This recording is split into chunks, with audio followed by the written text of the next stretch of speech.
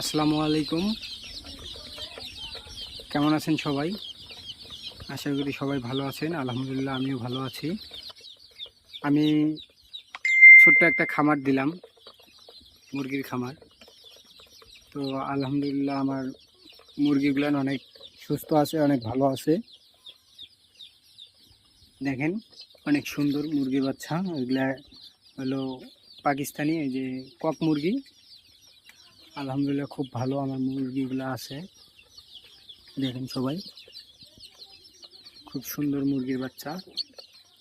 তো কেউ যদি মুরগির বাচ্চা অথবা হাঁসের বাচ্চা পালতে চান তাহলে আমার সাথে যোগাযোগ করবেন, আমি এনে দিতে পারবো। আলহামদুলিল্লাহ অল্প দামেই খুব ভালো মানের বাচ্চা পাবেন, খুব সুন্দর বাচ্চা।